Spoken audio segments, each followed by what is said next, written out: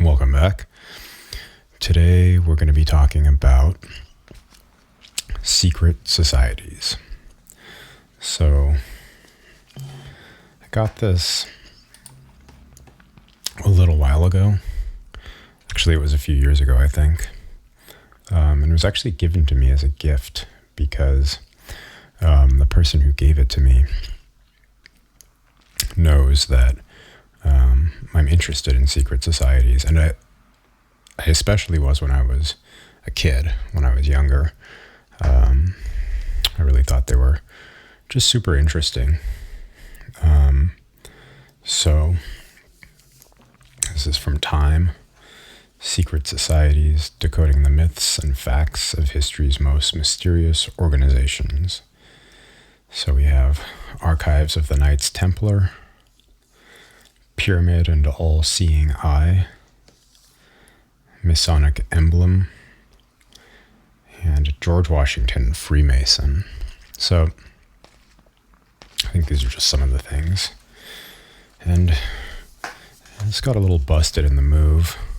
A couple moves, I think. Maybe a few moves. But it's all right. This is a really nice picture. What is this? Templar Stronghold. The castle of Almoral in central Portugal was founded on an ancient Roman site and occupied by Visigoths and Moors until it was taken over and restored by the Knights Templar beginning in AD 1171. It's pretty cool. It's just beautiful. I'm not even completely sure what I'm looking at here with regards to this situation. I guess this is swamp or something, some sort of, I suppose it could just be a lake that had trees in it. I wonder if the tide comes out, or if there's a dry season or something like that, where these trees will be uncovered.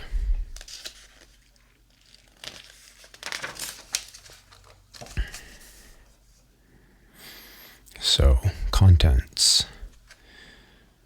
Introduction. Eternal geometries. Fictions, facts, and the allure of secret societies. Secret societies of the past. The Lost Crusade. The decline and fall of the Knights Templar. Mason's mark. Freemasons are the archetypal secret society.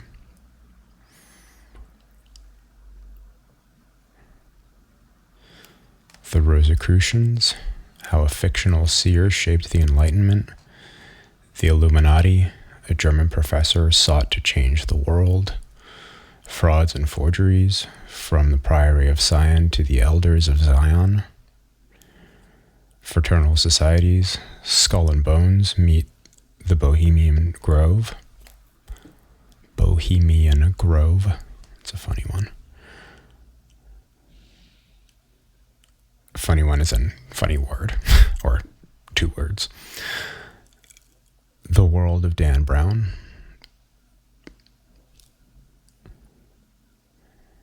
Creeds in Hiding. The Gospel Truth. Scholars give Mary Magdalene a makeover. The Secrets of Opus Dei. The Lash. The Cash. And Beyond the Rumors. The Exiles of Falun Gong. China cracks down on a spiritual group. Sins of the Fathers. A maverick Mormon sect battles the law. The Cult Mentality. Mason Family Values. A death cult for a countercultural era. Led to the Slaughter. False prophet Jim Jones preaches mass suicide. Apocalypse Now, The Branch Davidians' Final Stand. The Chosen Few, From Heaven's Gate to Mass Weddings. Outside the Law, When Hatred Wears a Hood. The Bloody Trail of the KKK. A Dark Web of Crime. The internet breeds new secret societies like Silk Road, havens for online criminals. Conflicts of Blood and Oath.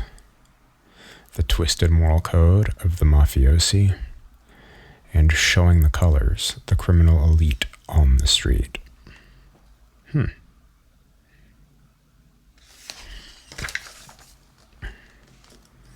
Eternal geometries. I think this is really interesting, actually. All of the pyramids, the iconography, and whatnot.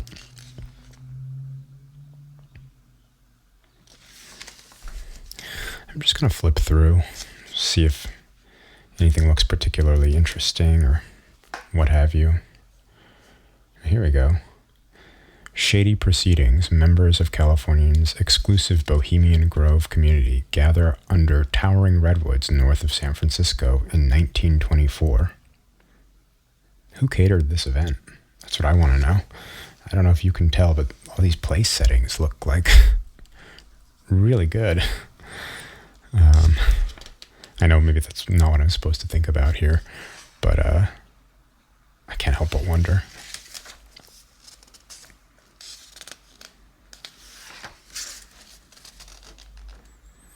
Oh, a timeline of the Knights Templar. It's pretty cool.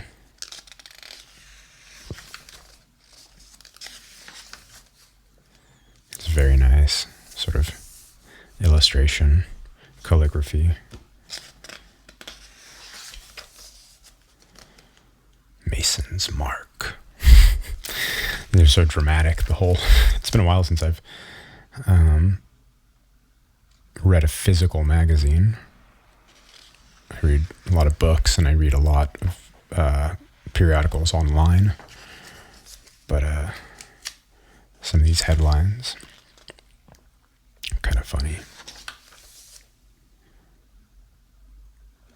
Wow, that's a trip. This is from Julie Taymor's 2004 production of The Magic Flute by Mozart at the Met, the New York's Metropolitan Opera. I've seen a show at the Met. I think I've only seen one. Is that true? Yeah, I've only seen one show at the Met. Hopefully I'll get to see some more once things open back up.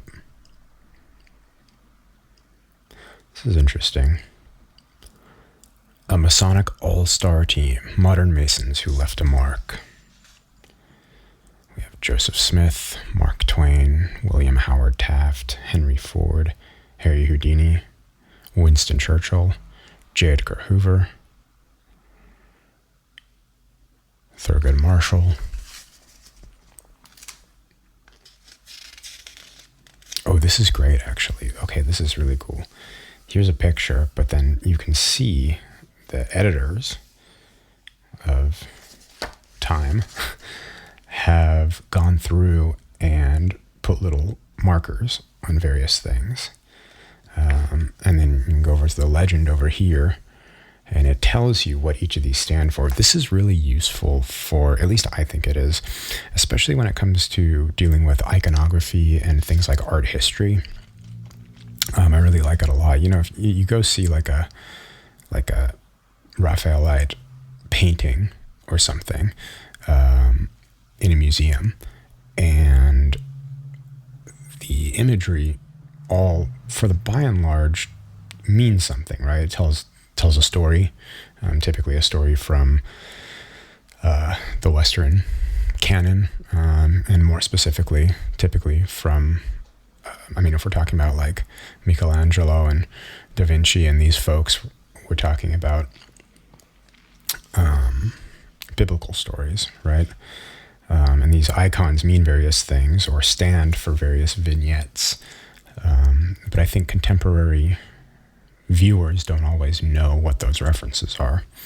So it's really cool to have something like this where they just break it down for you. I wonder if they do that elsewhere in here. So let's just take a look. I think this will be fun. Let's go through this image.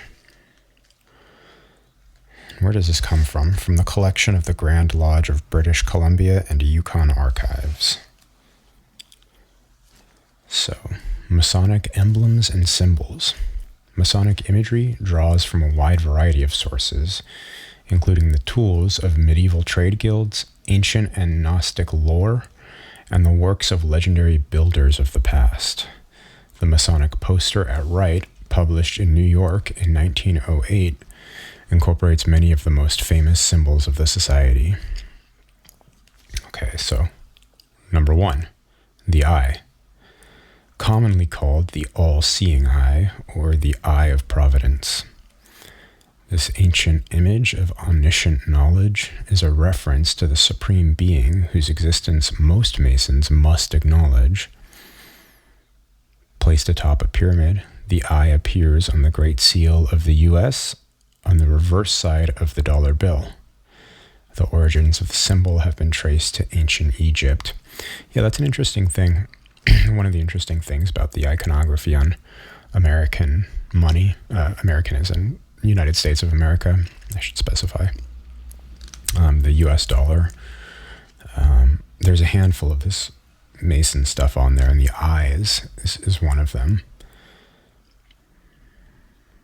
Okay, the second one, the letter G. The capital letter, often placed within a compass and a square in Masonic emblems, refers to God the architect and also to geometry. Very cool. Let's see, the third thing.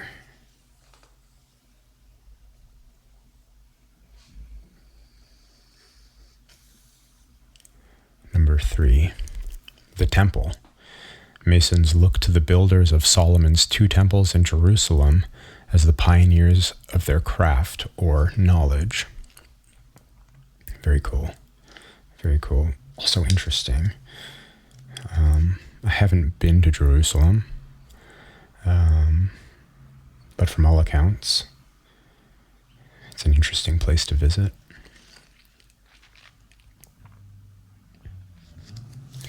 This is cool too. You can see this sort of traditional, sort of classical architecture. This is the type of thing with the columns that you see a lot in kind of colonial era architecture in the United States. If you go to the United States Capitol, or check out some of the older buildings in a place like Philadelphia, or you get the chance to go to someplace like Boston or New York City, particularly downtown, way downtown, Wall Street. Lots of columns, pillars. Okay, number 4, the handshake. The Masons' famous secret greeting originated in the need to recognize fellow initiates,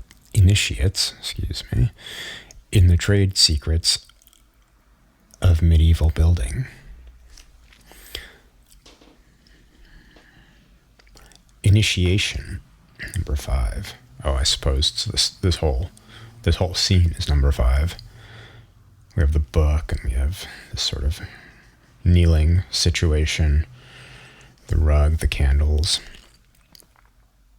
This scene depicts the lectern, sacred book, square and compass, that all play a part in the initiation ritual of Masonic lodges. I should take a moment here and just clarify, I myself am not involved in any of these societies. This is simply a passing interest. I'm sharing this knowledge with you all kind of as I review it here. So, okay. The pillars. 2 tall, slender obelisks, which can be crowned with globes, pyramids, or orbs of light, refer to the pillars of Solomon's temple. The obelisk was a favored monumental form of ancient Egypt. Notice the twin pillars in the Metropolitan Opera production of Mozart's The Magic Flute, shown earlier in this story. Let's take a look. We'll just jump back for a second here. Take a look. Where were we? Oh, did we pass it? Yes. Ah, yes. These pillars. Got it. Very cool. Very cool. The beehive. Right there. This emblem of industry and cooperation reminds Masons that they should never be idle, for their efforts can be of great benefit to their fellow man. I like the idea of the beehive as an emblem of industry, what with the worker bees and all. That's pretty cool, I think. And then the vignettes. Okay, all of these little vignettes. The scenes surrounding the central panel show a variety of images significant to Masonry. On the left side, we see Hiram Abif imparting knowledge at the top, Noah's Ark, and the lambskin apron worn by all Masons. At the bottom center, two Masons exchange a secret handshake of fraternity. At bottom right are tools of the craft, a compass, a square, and other devices. And the vignettes on the right side include images of justice, of the symbolic death undergone by master masons, and of the 5 noble orders of architecture, represented by 5 ascending pillars. Oh, there they are. They look as though they increase in complexity as they go. As they ascend, rather. All right. There's a lot of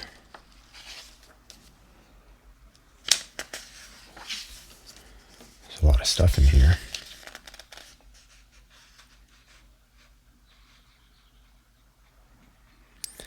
So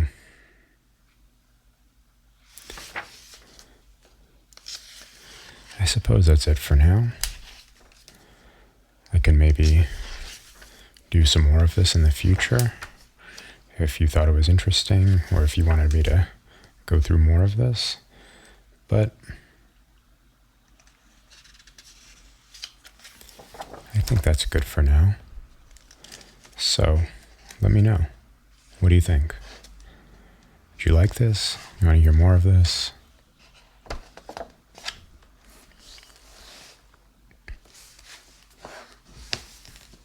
As always, thank you for watching. See you next time.